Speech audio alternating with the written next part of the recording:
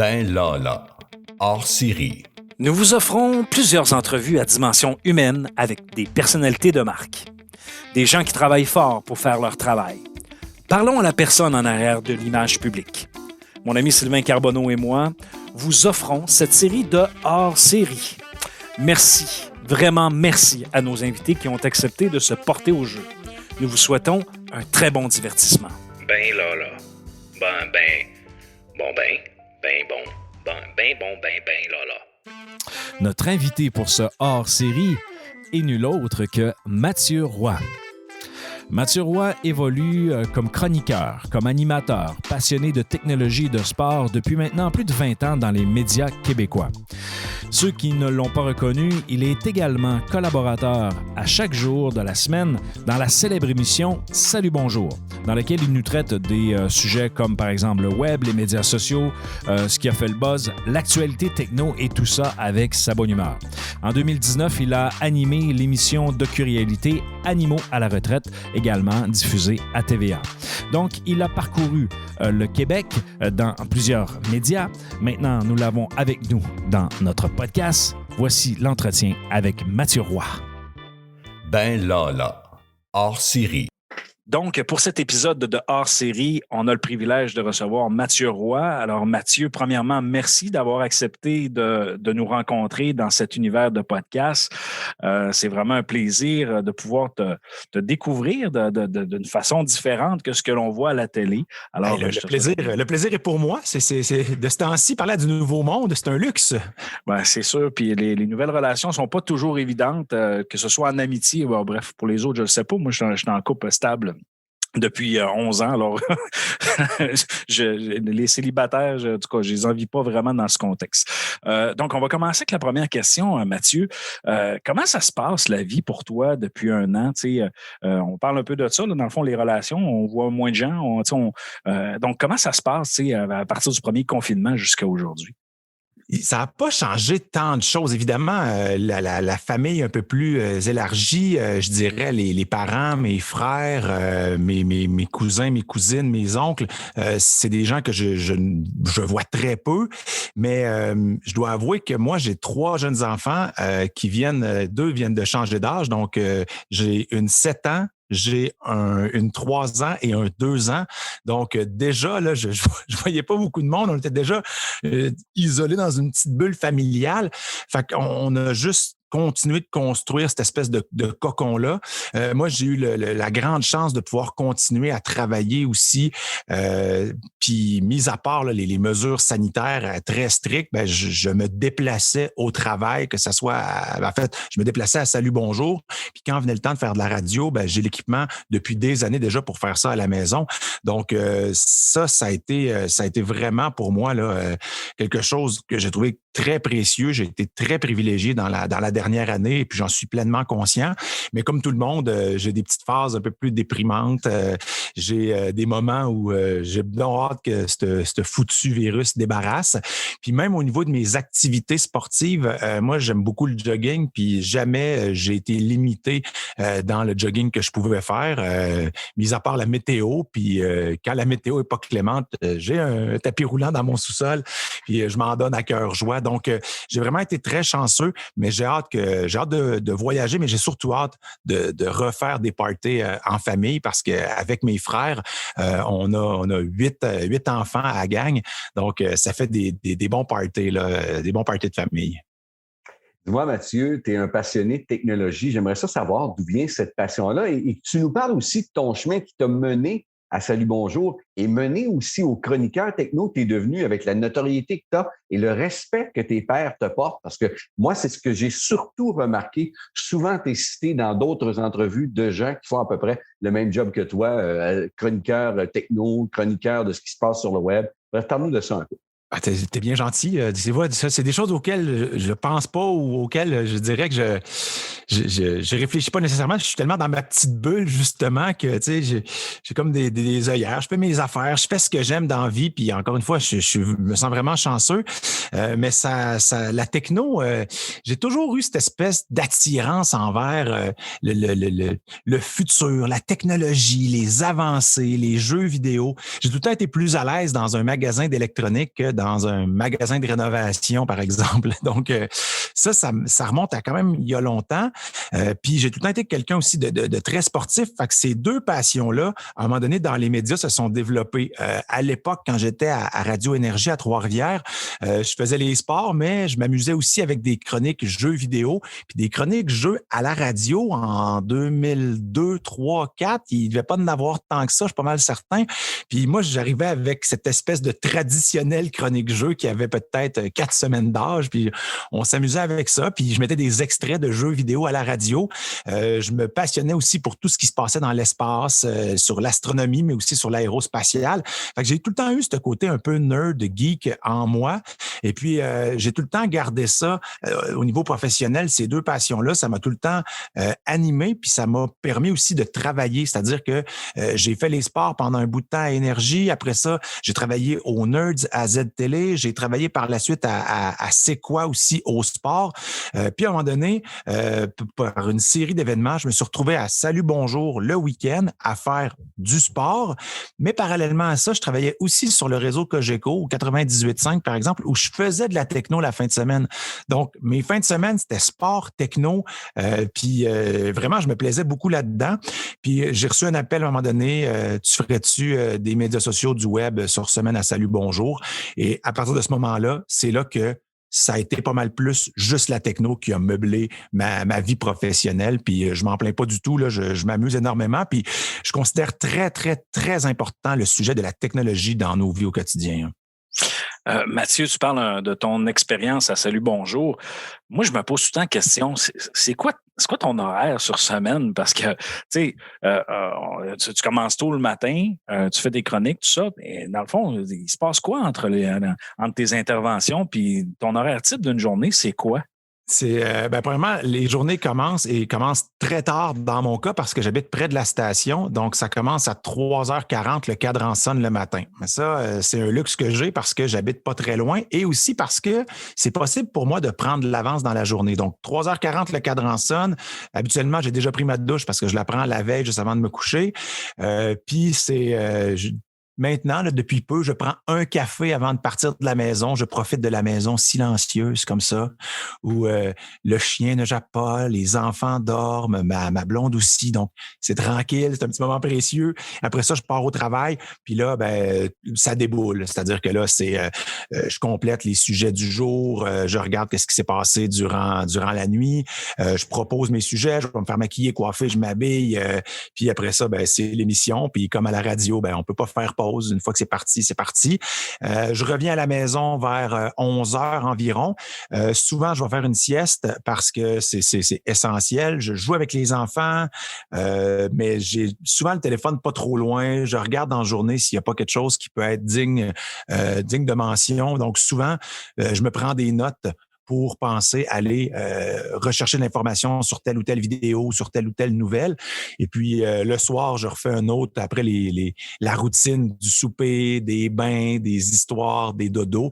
Je refais un autre petit tour d'horizon sur ce qui s'est passé en promenant le chien. Puis, j'essaye de me coucher avant 9h45 tout le temps, mais c'est difficile. Là. C'est Noël quand j'arrive à me coucher vers 8h30. Là, ça, c'est extraordinaire, mais il faudrait que constamment je sois capable de me coucher à 8h30. Se lever tôt, c'est plate pour tout le monde. Se lever à 6h ou se lever à 3h40, c'est plate. Se coucher tôt, c'est difficile, je trouve. C'est sûr. En effet, pour avoir été morning man, ça te coupe de la vie sociale. Dis-moi, Mathieu, quelle innovation technologique, selon toi, nous aide le plus à passer à travers cette pandémie? Et quelle innovation technologique t'as vu lors du dernier show à Las Vegas qui t'a le plus fasciné? Ouais, je pense que bizarrement, l'innovation technologique, c'est la même qu'à la fin des années 90, début 2000. Le magazine The Verge disait que l'appareil techno de l'année 2020 était la webcam. Parler de webcam en 2020, c'est fou, là, parce que je me rappelle encore des petites Logitech qui étaient grosses comme des balles de tennis qu'on installait sur le dessus des ordinateurs. Puis c'était « wow », ça nous permettait de nous voir. Puis on revient à ça en 2020 parce que c'était pas nécessairement un acquis pour tout le monde, la visioconférence. Donc, ça a été, pour la pandémie, c'est sûr que la connaissance de tous ces logiciels de visio, l'équipement aussi, l'éclairage, les bons micros, je pense qu'il y a eu une espèce d'avantage aux nerds. Ceux qui étaient à l'aise avec ces technologies-là s'en sont peut-être mieux tirés, en tout cas, ou plus rapidement. Donc, ils étaient à l'aise avec les technologies pour garder contact avec leur famille, avec leurs collègues de travail, mais la même technologie, c'est-à-dire l'ordinateur ou encore le téléphone, leur permettait de se divertir à travers des sites de vidéos à la Netflix ou encore à la Disney+, mais aussi permettait de se divertir avec des jeux vidéo à travers l'ordinateur sur les téléphones intelligents. Donc, vraiment, en ce moment, la miniaturisation de ces appareils-là, que ce soit l'ordinateur portable, le téléphone cellulaire ou la tablette, ça a permis de garder contact avec sa job, avec sa famille, puis de garder un équilibre mental intéressant quand est venu le temps de se divertir, soit avec des films, de la musique ou encore des jeux. Hein. Ah, c'est vrai ça. Puis je suis pas surpris, la webcam, dans le fond, tu vois, moi je suis dans le milieu de l'enseignement, puis quand on analyse nos postes d'enseignement, dans le fond, quand tu arrives dans ta classe, dans une classe sèche qu'on appelle, c'est pas vraiment outillé pour, par exemple, donner un cours à distance. Donc souvent, on est pris à la maison ou dans notre bureau avec notre portable pour être capable d'enseigner. Par contre, je dirais les classes adaptées pour ça, c'est ce qui est intéressant, notamment avec ce type de caméra-là, c'est que tu peux donner ton cours, marcher, la caméra dessus automatiquement, et ainsi de suite. Donc, ça, c'est effectivement des belles innovations. Puis de plus en plus, les caméras vont se bonifier, c'est-à-dire que là, il va y avoir des capteurs qui vont être beaucoup plus puissants, donc ils pourraient potentiellement filmer en 8K, mais ils ne le feront pas. Ils vont filmer en 1080p, mais ils vont pouvoir faire un genre de zoom numérique sans trop perdre d'espace puis faire des déplacements. Donc, avec l'intelligence artificielle qui reconnaît des contextes, ben tout ça va être appelé à se bonifier. Puis je pense qu'il y a des apprentissages qu'on va avoir fait en 2020 qu'on va garder dans les prochaines années. Là. Les gens qui sont équipés avec des webcams et tout ça vont peut-être demander en 2022-2023, c'est quoi, je vais peut-être faire une journée par semaine aussi de la maison parce qu'on va avoir le goût de retrouver nos collègues de travail en présentiel, mais je pense que travailler de la maison va devenir peut-être aussi une demande que certains employés vont faire à leurs employeurs. Effectivement. Tout à l'heure, on te posait la question d'où venait ta passion de la technologie. Tu as parlé de sport depuis le début de notre entretien. Tu as fait des marathons, des triathlons. D'où c'est que ça vient, ça, cette passion-là de sport? Parce qu'on va se le dire, là, souvent, côté geek, techno, est un peu souvent en opposition avec l'esprit sportif, ou en fait, pas l'esprit sportif, mais le sport. Alors, d'où c'est que ça vient, Mathieu? Puis pourtant, les sportifs de haut niveau utilisent beaucoup de technologie pour s'améliorer, pour se mesurer, pour se comparer, pour créer des programmes d'entraînement.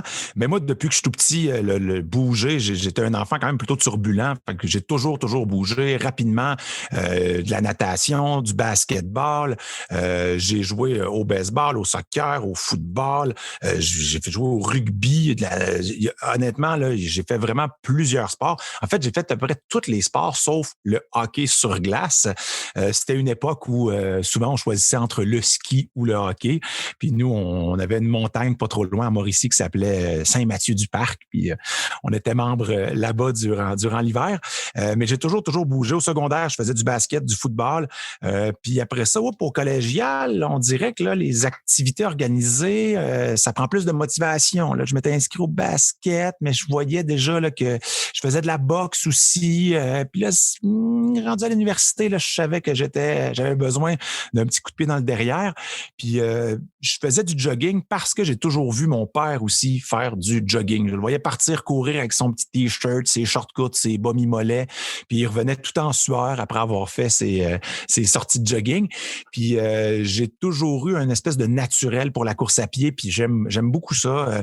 Ça me permet de m'évader. C'est vraiment mon yoga. Là. Moi, je peux faire 30 km de jogging en une fin de semaine sur un tapis roulant là, sans aucun problème, là, sans du tout m'ennuyer. J'écoute ma musique, puis vraiment, là, je pars dans mes pensées. Je pense à des choses.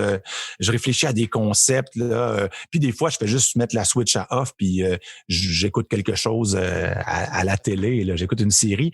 Mais quand j'ai perdu ma job à la radio, je me souviens qu'il y a un de mes amis qui m'avait un peu pris sous son aile, qui m'avait trouvé un vélo. Puis là, faisant du vélo, du jogging, puis je savais déjà nager, le triathlon devenait une espèce d'évidence. Puis je suis embarqué là-dedans avec beaucoup de plaisir.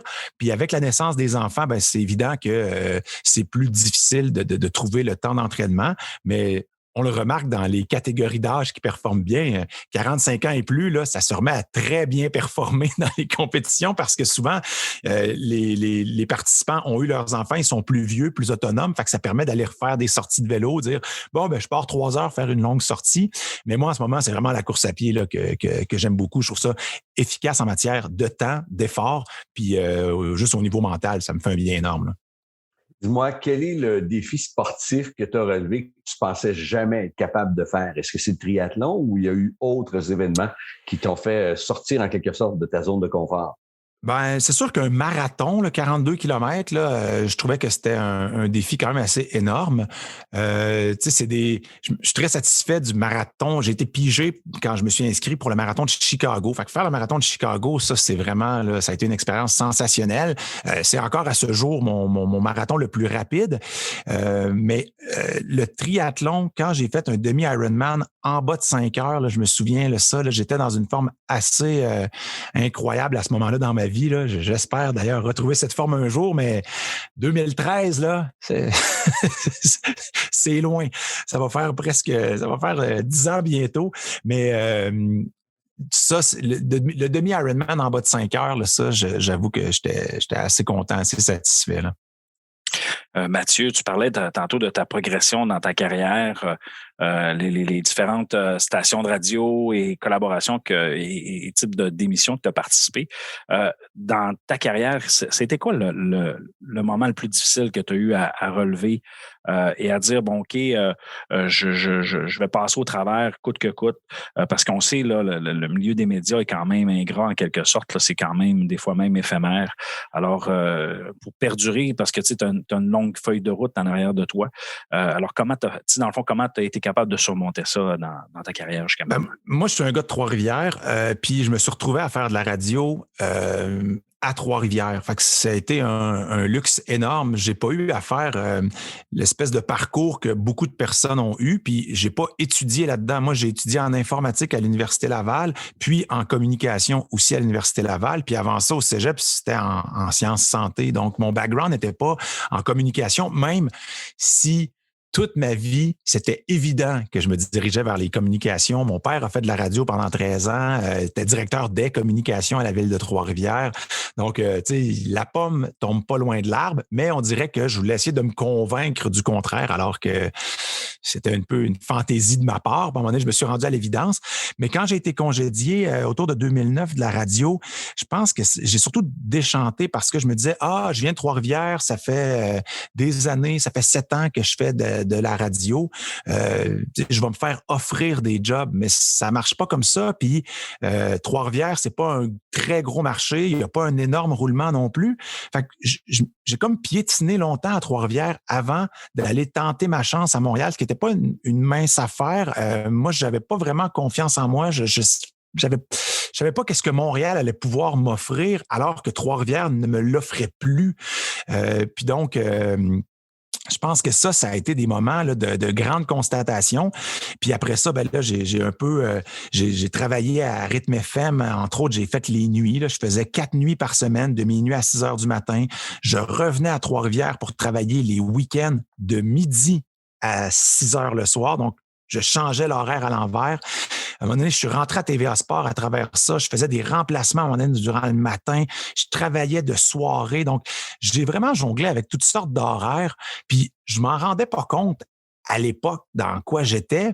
Mais aujourd'hui, avec le recul, je me dis, ouais, une fois que, j'ai passé, je sais pas, moi, 1 an et demi, 2 ans sans avoir une job stable puis ou ne pas avoir carrément de job, après ça, là, j'ai jonglé avec des horaires vraiment, vraiment bizarres avec lesquels je ne serais pas nécessairement très confortable aujourd'hui. Dis-moi, Mathieu, la raison pour laquelle tu es resté si longtemps à Trois-Rivières, est-ce que c'est parce que tu aimais trop ça travailler avec Pascal Guité? Oui. Ben, ça a été mon premier coach, mon premier mentor. Puis d'ailleurs, ça ne devait pas être évident pour lui parce que moi, j'avais jamais fait vraiment de radio. Fait que j'étais une espèce de recrue qu'il fallait coacher un peu. Puis j'ai eu des super bons moments avec Pascal Guité. Vraiment, là, on a fait les 100 coups à la radio à Énergie. Là. J'ai été impliqué dans des stunts ou des aventures vraiment abracadabrantes. Je m'étais entraîné vraiment très sérieusement à la boxe pour faire un combat d'exhibition avec feu Patrice Lheureux, que je salue bien bas, lui qui nous regarde de là-haut. C'était un champion poids lourd. Je lui concédais 100 livres. Il pesait 100 livres de plus que moi. C'était vraiment hallucinant. J'ai été voir le Canadien contre les Hurricanes de la Caroline en série en Caroline avec 102,30 $ dans mes poches en faisant seulement du pouce. Puis il fallait que je me rende là-bas puis que je me trouve des billets. On avait réussi aussi à attirer un médecin à Trois-Rivières alors qu'il y avait une pénurie de médecins. On a vraiment fait des trucs super le fun. On a vendu le dernier hot dog des expos à Guy Laliberté, 1600 $. Fait que vraiment, là, j'ai eu un plaisir énorme à Trois-Rivières. Là, puis c'est une ville pour moi qui m'est chère. Mes parents, mes frères sont encore là. La mère de ma conjointe habite encore là. Donc, c'est une ville que j'aime beaucoup. Hein. On va passer de Pascal Guité à Gino Chouinard. Comment il est? Il est-tu aussi sympathique dans la vie qu'à la télé? Vraiment, Gino, c'est vraiment un être merveilleux. Là. Il est super gentil. Puis pour moi, c'est vraiment un modèle puis un exemple à suivre. C'est-à-dire que je regarde beaucoup comment il travaille. C'est quelqu'un qui se lève très tôt, qui est là très tôt, qui est à ses affaires, consulte, regarde ses dossiers. C'est quelqu'un qui a une intelligence émotionnelle aussi incroyable. Il y a toujours les bons mots, le bon ton, puis ça, je trouve ça vraiment là, extraordinaire. Puis c'est des choses que je n'ai pas nécessairement. Fait que je le regarde beaucoup travailler. Puis je suis vraiment fier de travailler avec lui. Puis je lui ai déjà dit, mais tu sais, pour moi, travailler à Salut Bonjour avec Gino Chouinard, c'est comme un jeune qui vient d'être repêché puis qui est assis dans le vestiaire des Penguins de Pittsburgh à côté de Sidney Crosby. Tu sais, tu te rends compte quand tu travailles avec Gino que c'est de la Ligue nationale de hockey. Là, c'est fou. Là. C'est complètement fou. Puis si tu me ramènes en 1999, une version, puis que je rencontre une version de moi-même de 1999, puis j'ai dit « Hey, tu vas capoter parce que dans une vingtaine d'années, Gino Chouinard va prendre ton 3e enfant dans ta maison à Montréal. » Cette phrase-là n'a aucun sens pour moi en 1999, mais genre aucun sens. Je viens de rentrer à l'université Laval en informatique. Fait que moi, c'est tout le temps, j'imagine tout le temps mon moi de 1999 pousser du revers de la main mon moi de 2020 qui se fait raconter des histoires du futur qui n'ont pas d'allure. Donc, je trouve ça intéressant, Mathieu, ce que tu dis sur Gino, parce que quand j'ai vu la question, je me posais, tu sais, je me disais, est-ce que Gino Chouinard est un vrai fin? Puis pourquoi je dis ça, c'est que je vais toujours me souvenir du moment où on est revenu de voyage à l'aéroport de Montréal et dans laquelle, tu sais, quand tu arrives dans la file avant d'arriver aux douanes et de passer devant le douanier, tu as tout le temps quand même un certain stress. Puis tu sors de l'avion, tu as fait quelques heures d'avion, fait que tu n'es comme pas dans un état où que des fois tu veux faire des sourires et être sympathique. Mais j'ai croisé Gino Chouinard dans cette file-là. Et il a vu que je l'avais comme reconnu et je l'ai salué. Et il m'a salué de façon très gentille. Puis ça a été juste ça. Dans le fond, tu dis, crime, il aurait pu faire fi puis juste continuer son chemin, mais il m'a salué avec un sourire étincelant de façon très gentille, de façon très naturelle. Puis dans le fond, je me suis tout le temps dit, c'est-tu un vrai? Je présume que c'est un vrai fin. C'est un vrai de vrai fin parce que les faux fins ne font pas une carrière aussi longue à ce niveau-là. Ça finit, on dirait, par s'éroder plus rapidement. Gino, c'est vraiment, là, tu sais, c'est ce que vous voyez, c'est ce qu'il est vraiment. Là. C'est quelqu'un de vraiment généreux. C'est vraiment quelqu'un, tu sais, intérieurement, foncièrement gentil. Hein. Puis il faut être aussi généreux, puis être un bon père de famille pour avoir 3 enfants. Dans le fond, tu en as parlé un petit peu tout à l'heure. Tu parlais de ta fameuse bulle familiale. Actuellement, parce que je pense que ton plus jeune a 2 ans, si je ne me trompe pas, donc un jeune bébé en début de pandémie, ainsi de suite. Dans le fond, puis aussi avec ta conjointe qui a des nouvelles fonctions bénévoles au sein de la coalition Avenir Québec comme présidente.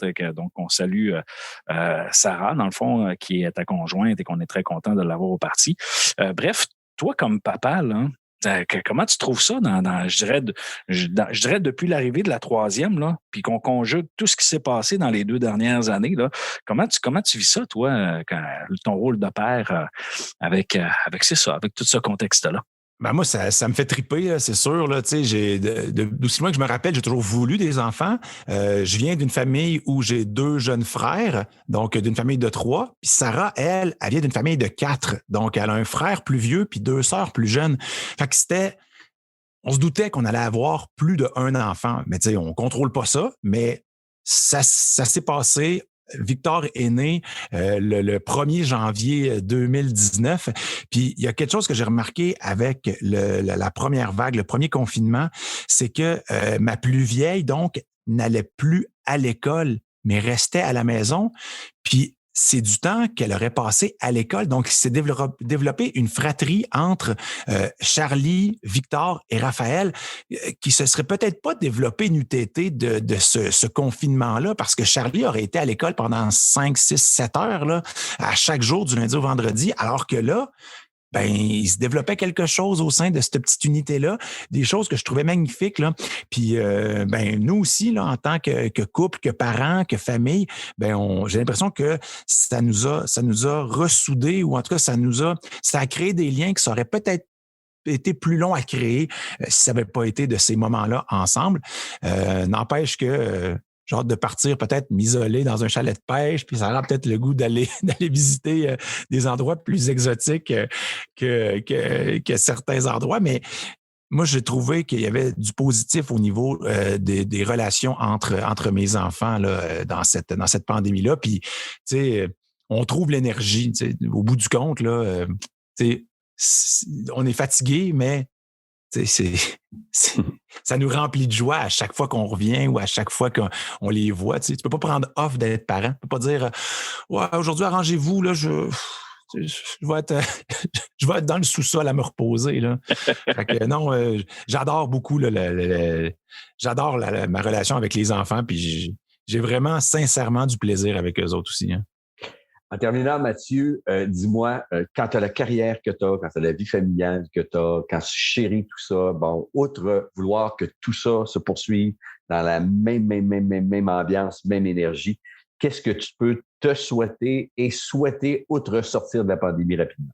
Ouais, ben tu sais, je suis pas contre, mettons, j'aime en ce moment, c'est sûr que on me dit qu'est-ce que tu veux pour ta fête ou qu'est-ce qu'on te souhaite pour la prochaine année. Rien. Laisser le doigt sur le piton puis toucher à rien. Tout est bien correct comme ça. Évidemment, je suis pas contre la croissance. Depuis les 2 derniers étés, on m'a fait confiance pour animer Salut Bonjour Week-end en relève à Ève-Marie qui, elle, remplace Gino sur semaine.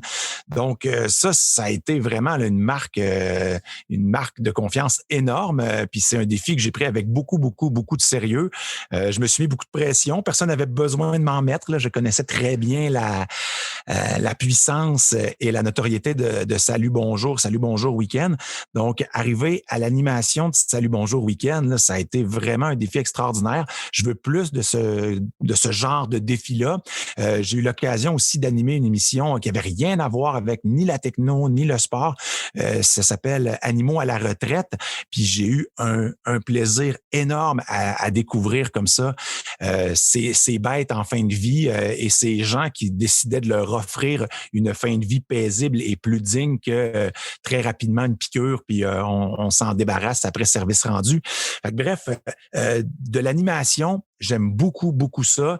J'ai une curiosité, j'ai l'impression qu'il est sans fin. Puis j'aimerais vraiment avoir d'autres genres de défis professionnels et répéter l'expérience aussi été après été à Salut Bonjour Week-end. J'oubliais aussi, tu as ton propre... J'allais dire, j'ai de la misère avec la phrase. Tu as ton propre podcast dans lequel tu parles de techno. Tu nous en parles un petit peu?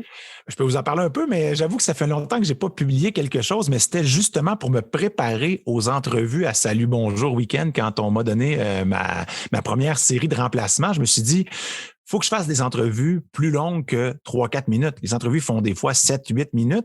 Donc, je me suis dit, je vais faire quelque chose lié à la techno parce que je trouvais en plus que je manquais de plateforme pour parler de tout le contenu technologique qui s'offrait à moi jour après jour.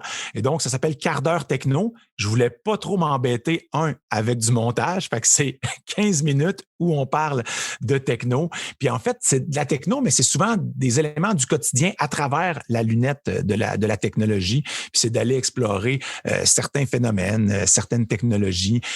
Ça peut être tantôt les logiciels de visioconférence et comment se traduit le son puis comment améliorer la qualité sonore. Ou ça peut être comment est-ce qu'on peut remplacer le visage d'un acteur par un jeune Bernard de Rome des années 70 et de faire une illusion pratiquement parfaite dans un commercial de l'Auto-Québec. Donc, je me suis amusé avec plein de choses, puis des entretiens avec Paul Oud, qui est probablement un de nos premiers grands nerds au Québec aussi, qui s'était acheté un ordinateur qui aujourd'hui vaudrait presque 20 000 $ et plus. Fait que j'ai fait des entretiens avec toutes sortes de personnes et personnalités qui peuvent avoir un lien direct ou indirect avec la techno.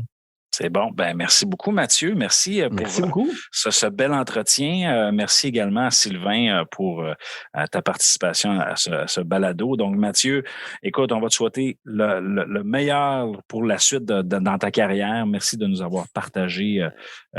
Écoute, moi, honnêtement, j'ai appris à te connaître différemment que ce que je voyais à la télé et j'espère que nos auditeurs en auront appris également autant. Ça fait plaisir. Merci à vous. Puis en espérant pouvoir parcourir le beau Grand Québec bientôt puis se recroiser en présentiel. Oui, tu viendras au Saguenay-Lac-Saint-Jean. Absolument. On a des belles montagnes de ski et on va te faire visiter ça, inquiète-toi pas pour ça. Ça va me faire plaisir, juré. C'est bon. Au revoir. Bye bye. Donc, Sylvain, ta rencontre avec Mathieu Roy, comment t'as trouvé ça? Ben, Mathieu est comme à peu près tous les gens qui réussissent, qui atteignent des sommets. Un gars simple, un gars accessible, un gars qui n'oublie pas d'où il vient, se souvient de son parcours, un gars qui est passionné. Et c'est souvent ce que je dis à des gens qui me posent la question quel artiste t'as aimé, quel artiste t'as pas aimé? Mais c'est pas compliqué. Tous ceux et celles que vous voyez à la télé, qui ont succès par succès, puis encore du succès, et qui perdurent dans le métier, sont généralement les gens qu'on apprécie le plus parce qu'ils sont accessibles, généreux et simples. C'est pas compliqué, c'est ça.